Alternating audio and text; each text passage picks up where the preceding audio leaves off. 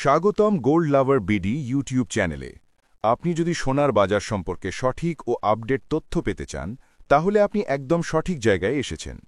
গতকাল ১৯ অক্টোবর এই প্রতিবেদন তৈরি করার সময় আন্তর্জাতিক বাজারে প্রতি আউন্স সোনার দাম ছিল $৪,২৪৯.94।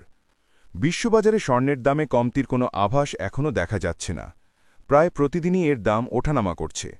মাঝে মাঝে কিছুটা কমলেও সেটি বাজারে তেমন কোনো প্রভাব ফেলতে পারছে না, কারণ মূল্য প্রায় দ্বিগুণ হারে বেড়ে যাওয়ায় স্বর্ণ এখন রীতিমতো রেকর্ড ভেঙে আকাশছোঁয়া দামে বিক্রি হচ্ছে। নতুন দামের হিসেবে আজ ২০ অক্টোবর দেশের বাজারে ২২ ক্যারেটের প্রতি ভরি স্বর্ণের দাম পড়বে ২,১৬,৩২৮ টাকা, যা দেশের ইতিহাসে সর্বোচ্চ।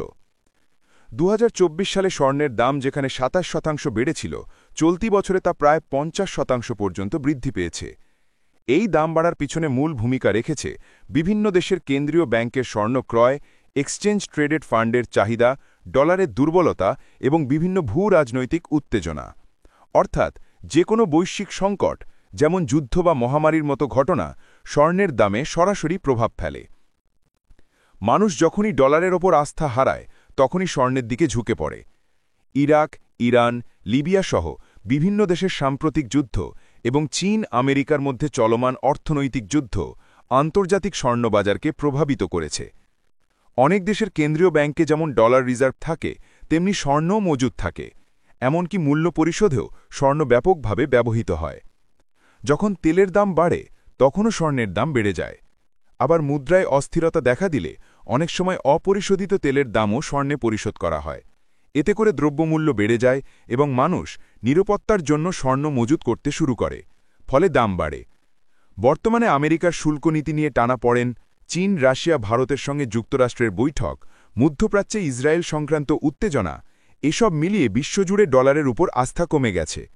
সেই সুযোগে চীন, ভারতসহ বহু দেশ স্বর্ণকে নিরাপদ বিনিয়োগ মনে করে মজুত বাড়াচ্ছে। এর ফলে আন্তর্জাতিক স্বর্ণের দাম আরও চড়ছে। যখনই বিশ্বজুড়ে সংকট তৈরি হয়, ডলারের দাম ওঠানামা করে, তেলের দাম বেড়ে যায়, মুদ্রাস্ফীতি বাড়ে, তখন এর সরাসরি প্রভাব পড়ে স্বর্ণের দামে। আর আন্তর্জাতিক বাজারে দাম বাড়লেই বাংলাদেশেও এর প্রভাব পড়ে। তবে এখানকার বাজারে যেসব স্বর্ণ বিক্রি হয় তার বেশিরভাগই চোরাচালানের মাধ্যমে আসার অভিযোগ রয়েছে, ফলে সেগুলো থেকে সরকার কোনো রাজস্ব পায় না। তাই অনেকেই প্রশ্ন তোলেন, বাংলাদেশের বাজারে স্বর্ণের দাম আসলে নির্ধারিত হয় কিভাবে? ভিডিও ভালো লাগলে অবশ্যই লাইক দিন, আপনার মতামত জানিয়ে কমেন্ট করুন, আর এরকম আরও আপডেট পেতে সাবস্ক্রাইব করতে ভুলবেন না।